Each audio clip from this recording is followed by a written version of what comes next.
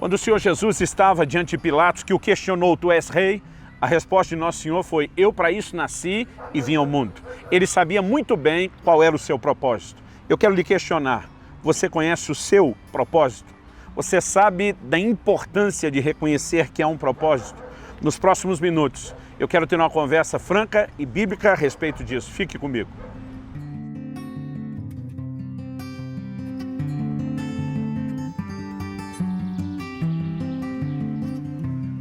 Gente, estou hoje em Curitiba, passando para trazer mais uma palavra ao seu coração. O apóstolo Paulo fez a seguinte declaração em 2 Timóteo 4,7. Combati o bom combate, completei a carreira e guardei a fé. Cada uma dessas três declarações dentro dessa frase é muito importante. E quando ele usa a expressão completei a carreira, a palavra aqui traduzida carreira fala de um curso. Algumas traduções optaram por terminei a corrida, mas na verdade ele está falando de chegar ao fim da jornada. E eu entendo que ele não está apenas falando da vida cristã, que também é apresentada como um caminho ou uma carreira, embora normalmente quando isso acontece, a palavra usada no original é diferente dessa. O apóstolo Paulo logo depois ele vai dizer guardei a fé, o que significa que se manter na vida cristã e, de fato, poder completar até o fim a caminhada cristã pode ser melhor entendido na terceira declaração. Eu olho para essa frase de Paulo e percebo que ela está alinhada com a outra declaração do mesmo apóstolo. Lá em Atos, no capítulo 20, ele diz, em nada tenho a minha vida como preciosa, contanto que eu complete a carreira e o ministério que recebi de nosso Senhor Jesus de testemunhar o evangelho da graça de Deus. Com isso, o apóstolo Paulo está dizendo que a carreira está relacionada ao seu chamado. Eu entendo que quando ele está dizendo eu completei o curso, ele está dizendo eu vivi para cumprir o meu propósito.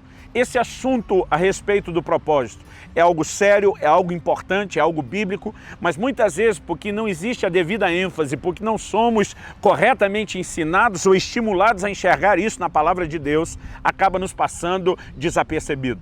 Eu acredito que esse entendimento a respeito do propósito deveria começar pelos pais, na forma como eles vão educar os filhos. Cada um de nós precisa entender que veio esse mundo para cumprir um propósito. O salmista diz lá no Salmo 139 que todos os meus dias foram escritos no teu livro quando nenhum deles ainda existia.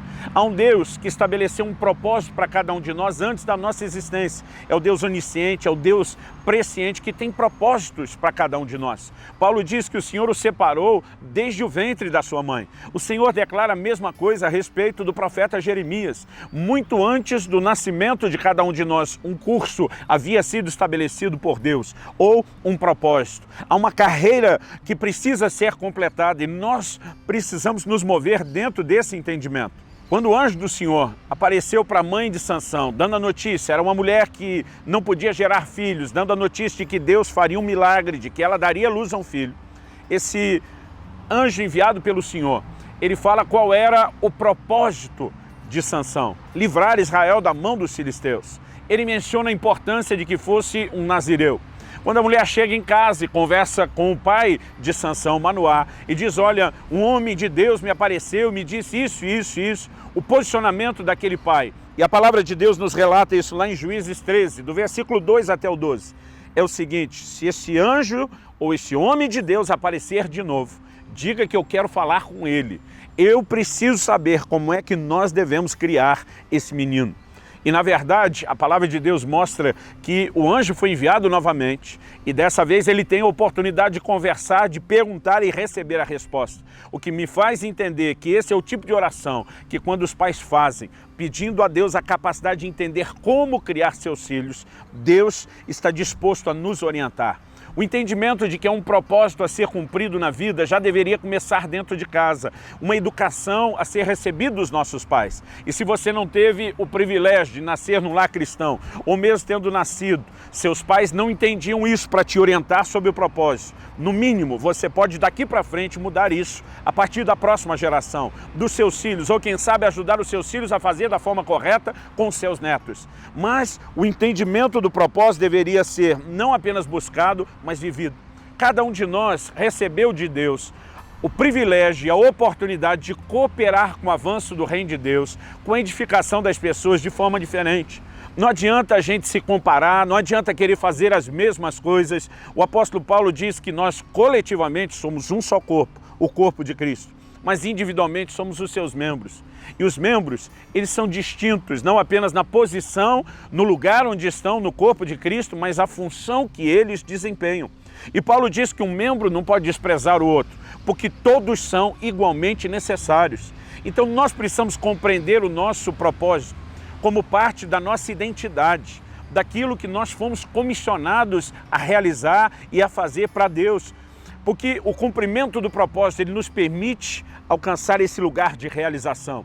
Quando José começou a ter sonhos a respeito de um dia estar governando, ele não estava recebendo de Deus apenas uma promessa, ele estava recebendo fragmentos de revelação do seu propósito, do seu destino. Deus queria fazer dele um instrumento para que toda a sua família e, posteriormente, a sua linhagem pudessem ser guardadas e preservadas da fome, para que o plano de Deus, mediante a promessa e aliança feita com Abraão, pudesse se cumprir. Nós precisamos crer que Deus não apenas tem um propósito, mas que Ele deseja nos orientar a respeito do propósito. As pessoas às vezes gostam de transmitir essa responsabilidade para outros. Frequentemente, pessoas do próprio rebanho que eu pastoreio me perguntam: pastor, o que o senhor acredita que Deus tem para mim?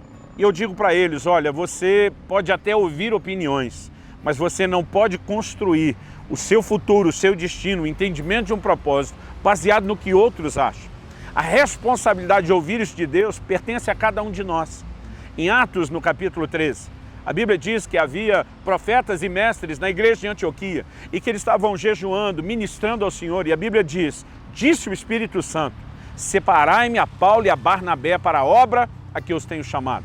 Eu acho lindo essa declaração e esse registro, porque a palavra de Deus nos mostra que quem sai cumprir um propósito precisa do envio da igreja, do comissionamento e da bênção da liderança. Eles receberam imposição de mãos, eles foram enviados. O próprio Espírito Santo que os chamou pede que a igreja os envie, porque o próprio Deus respeita esse princípio de autoridade. No entanto, o Espírito Santo não disse para a liderança de Paulo e Barnabé, não disse para aqueles que queriam enviá-lo qual era a missão. Ele só disse: separai-me a Paulo e Barnabé para a obra que eu os tenho chamado. Quem sabia a obra a ser feita e executada? Aqueles que Deus tinha chamado. O entendimento do que fazer estava no coração de Paulo e Barnabé. Ou seja, é sua responsabilidade entrar em Deus num lugar de oração, de espera, de busca contínua da orientação de Deus a respeito daquilo que é o plano e o propósito dele. Na verdade, nós precisamos esperar que em algum momento nossa liderança, alinhada com o Espírito Santo, possa entender a hora certa de nos liberar para fazer. Fazer o quê? Aquilo que nós compreendemos ser parte do propósito. Quando eu falo do propósito, precisamos entender que isso não envolve apenas um aspecto do chamado. Nós podemos destacar vários, podemos falar do tipo de dons, de ministérios diferentes, mas isso envolve também o entendimento a respeito de onde nós vamos desempenhar isso. Muitas vezes Deus deseja levar alguns de nós a lugares diferentes. Muitas vezes Deus deseja nos mover de lugar e nós temos que ter a sensibilidade se o chamado dele é para uma outra cidade, para um outro estado ou para uma outra nação. Isso não significa que a gente vai inventar moda e decidir correndo mudar só porque quer. Porque Tiago diz: vocês que dizem hoje ou amanhã iremos a tal cidade, ali negociaremos, ganharemos dinheiro, deveriam primeiro dizer: se o Senhor quiser e se vivemos. Toda a nossa vida deveria ser buscando a vontade de Deus. Jesus orava dizendo: seja feita não a minha, mas a tua vontade. E o exemplo da oração de Jesus no Getsemane serve para todos nós. Nenhum de nós deveria tomar decisões, fazer os próprios planos, passar por mudanças radicais como essa de se estabelecer no outro lugar, sem consultar primeiro o Senhor, sem clamar que a vontade dele se cumpra. Agora, mesmo quando nós temos uma direção de Deus, do que devemos fazer, nós ainda precisamos compreender a declaração de Eclesiastes 8:5, que diz: o coração do sábio conhece o tempo e o modo certo de agir. Um desafio não é apenas entender que há um propósito e que a carreira precisa ser completada, mas é entender que há desdobramentos ao longo do caminho. O apóstolo Paulo não começou como apóstolo. Nós o vemos relacionado como mestre, o vemos evangelizando, mas daqui a pouco nós percebemos ele no contexto missionário como implantador de igreja, e aquele chamado desde o início para ser apóstolo, ele de fato tem o seu momento. Na hora de exercer o seu ministério apostólico, implantador de igrejas, Paulo às vezes planejava entrar em determinadas cidades e nós lemos Atos 16 dizendo que o Espírito do Senhor não o permitiu. Interessante que Paulo queria entrar na Ásia e o Senhor não deixou. No futuro, a Ásia veio a ser o maior palco do ministério de Paulo. Se a gente especular aqui que Paulo estava olhando a Ásia porque já tinha uma convicção do que Deus queria para ele, nós podemos estar corretos. No entanto, isso não significa que aquela era a hora.